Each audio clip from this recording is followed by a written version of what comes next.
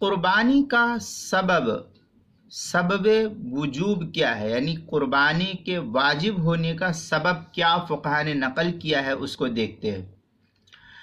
कुर्बानी का सबब वजूब अय्याम कुर्बानी है, यानी 10, 11, 12 ज़िलहिज्जा जो है यही कुर्बानी के वजूब का सबब है।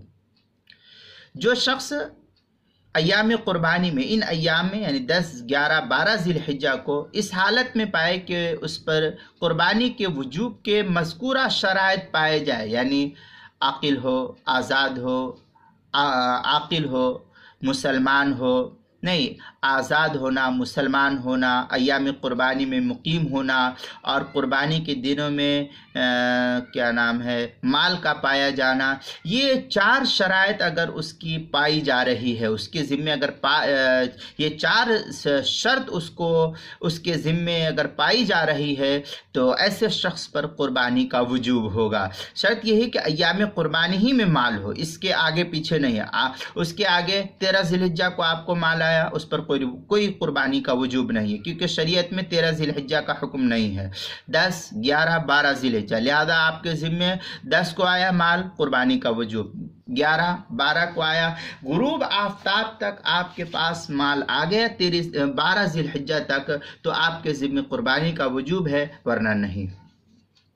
और अय्याम कुर्बानी से कबल भी कुर्बानी चूँकि शरीयत में है नहीं, किसी के पास 9 ज़िलहिज्जा को माल आया, 9 ही को ख़त्म हो गया, तो कोई हरज की बात नहीं, आपके ज़िम्मे कुर्बानी ही का वजूब नहीं। लेकिन 9 को आया और वो 10 तक मौजूद रहा, तो अब आपके ज़िम्मे कुर्बानी करना लाजिम और ज़रूरी है। अगर आप नहीं करते हैं तो गुनहगार होते हैं। चुनांचे बदाइउस सनाए वगैरह के अंदर है, व अम्मा वक्तुल वजूब फ़अय्यामुन नहर फ़ला तजिब क़ब्ल दुख़ूलिल वक्त।